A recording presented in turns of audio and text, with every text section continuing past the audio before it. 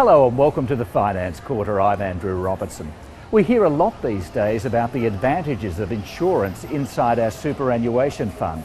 It can be a lot cheaper than a policy outside super, and the barriers for acceptance of the policy by the insurance company can be a lot lower, but there are some risks. Well, to explain those risks, I spoke to a lady who's a regular on the Finance Quarter, BFG Financial Chief Executive, Suzanne Haddan. Suzanne, having insurance inside your super fund can be much cheaper than having that insurance separate to your super fund, but there's much more to it than that, isn't there?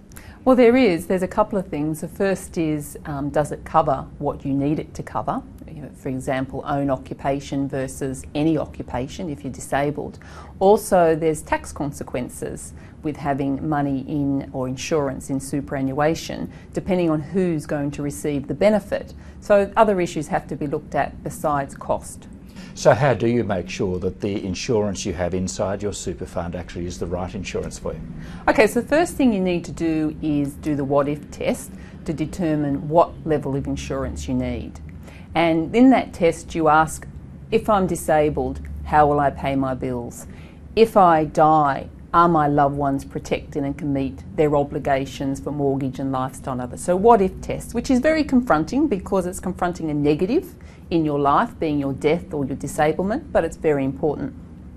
Once you've determined what insurance level you need, then you have to think about what you can afford, because the people that often need insurance the most are the ones that have the least disposable income to pay for it. And so that's why some people look at insurance through superannuation, because through group policies, which don't personalise the benefits as much as having insurance outside, but the cost is lower because you're in a big group and you can sometimes have automatic coverage through an employer going into that super, and the premiums come from your superannuation.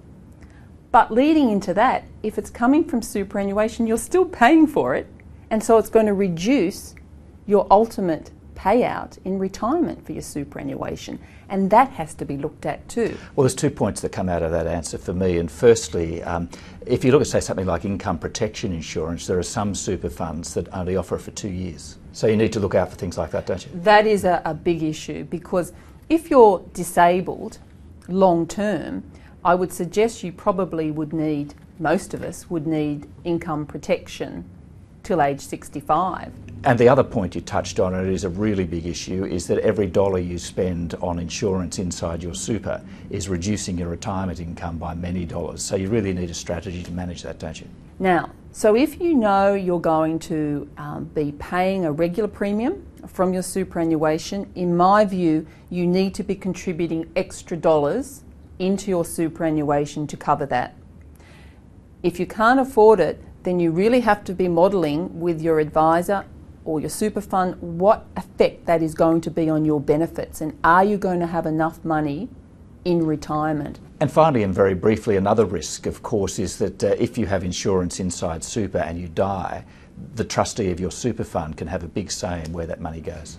That's correct. So what you need to do is take the initiative and do what's called a binding nomination, and with that binding nomination you decide where your super goes, to your spouse, to a dependent, or to your estate. But also be thinking about tax, because when your super and your insurance component of that super is paid to a non-dependent for tax purposes, the tax can be as high as 32%. Suzanne Haddan, thank you very much for your time. Thanks, Andrew.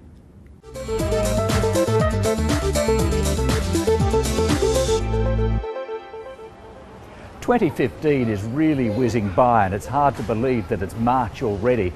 But for many of us, we've still got a massive Christmas hangover on our credit cards, and we're wondering how we're ever going to pay them off. Centric Wealth Credit Advisor Stuart Turner says if you're a homeowner with significant equity in your house, your mortgage might be the place to turn to. Stuart, why is putting credit card debt on your mortgage a good idea? If you've got enough equity in your property, it's definitely a good solution to actually reduce credit card debt from where it is at 20% down to 5%, where the average mortgage rate is at the moment. So if there's a solution that we can provide that, if there's enough equity in your property, I definitely find that as a good solution moving forward. When you say enough equity, what do you mean? As long as you've got more than 20% equity in your property, so the loan to value ratio, so as not more than 80%, so the loan amount versus the valuation on your property is not exceeding 80%.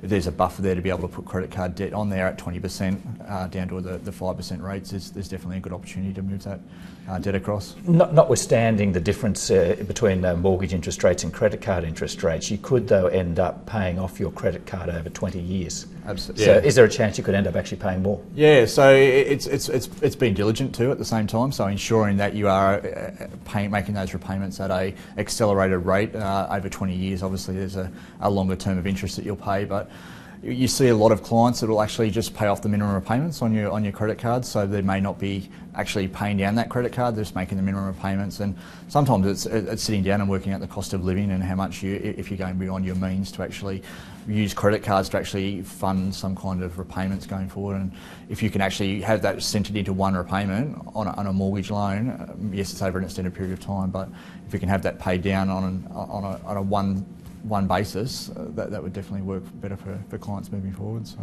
are there any risks with this strategy? It's definitely a risk if you're definitely just paying the interest on the credit card.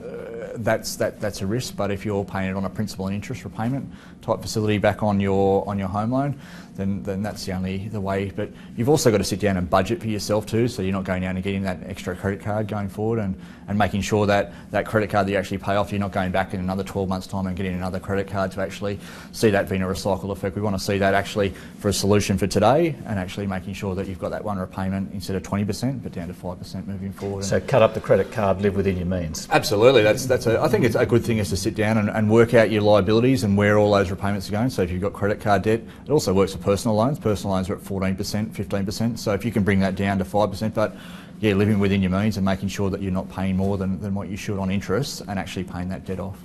And one thing I think I've heard you say is that to really make this effective, you need to actually increase your mortgage payments if you're adding your credit card debt to the mortgage. Absolutely, yeah. So if that's a possibility, if you work out what your repayments are on your home loan, work out what your payments are, basically work out what your outgoings are, and then pay that same amount off your home loan moving forward, there's definitely an opportunity to actually accelerate and move forward. You'll be paying more off your home loan than what you are on the minimum repayments on your credit card. So there's definitely an opportunity there to move forward.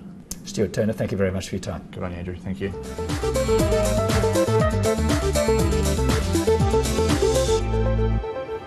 We all know people with wonderfully engaging personalities. We just love to be around them. Innovation expert Ken Hudson believes the same principle can apply to business. He says by adding personality to your brand, the customers will come running and your profits will grow. Ken, when you talk about adding personality to your brand, what do you mean? Well, I think personality is the difference between a product and people, if you like, and particularly small business owners, really they're selling not only a product but themselves. You know, their personality, their passion for their product, for their industry or their new excitement. So it's a sort of indefinable quality that wraps around a product, which I think often makes a big difference. If we look at a few examples, I mean, we've got this one from an airport cafe, which tells you that when you buy your coffee, the person selling it to you is going to be really good looking. Yes. It doesn't tell you anything about the coffee. Yes. When you look at that, what do you see? Well, this was a fabulous example because it's just, you know, for a lot of people, coffee's coffee. But if you kind of go there, you're expecting someone that has, you know, who may or may not be handsome, but even if he's not, it's kind of fun, it's cheeky. It's almost irresistible, and I couldn't help it. It brought a smile to my face. So for me, it became more of an experience rather than just buying the coffee, which is a transaction. It's the whole experience, which is he's injected into this. Now, this Facebook post describes everything that I would want in my gelato. I want it to be gooey and icky and all that sort of stuff. Yes. Again, what do you see from a business point of view in that? What I love about what Messina have done is that they're using social media incredibly well. So they do a new creation every day, and then they post it to their 57,000 Instagram followers. And so one, it attracts business to their outlets, but two, it creates this kind of network of gelato advocates, if you like, and it's small and it's simple and it's something creative every day. Now this third example, to my untrained eye, goes right to the heart of everything that we hate about going to the dentist, and that is that it will hurt. Yes, yes. And the cartoon character with the flowers also seems to me to be saying, well, this is a dentist who also not only will it not hurt, but he cares about you and he has a sense of humour. No, exactly right, and that's why I love this. And again, brand names, company names are really important. So the idea of having a company called The Gentle Dentist is a fantastic idea. The other thing I love about this is that if you think about who most feared going to the dentist, it's kids. So if you're a parent and you can go to a dentist who's reflecting that he's caring and gentle, your kids will will more likely enjoy the experience. But as a parent, that's the dentist that you'll go to because your kids are like it.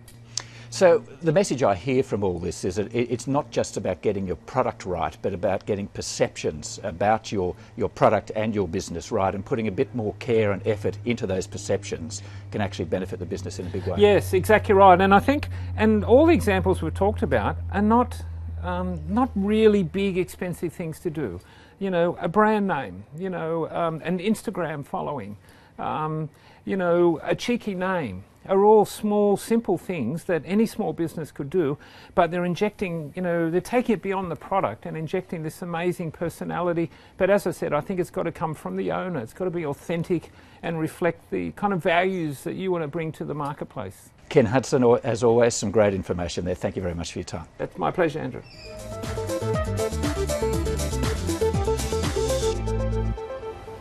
Well, that's all for this edition of the Finance Quarter. As we go off to add some personality to our brand, if you'd like to watch any part of the program again, you can find us on the ABC News website. Just go to the business page and click on the Finance Quarter icon. Thank you for watching, and we'll see you next time on the Finance Quarter.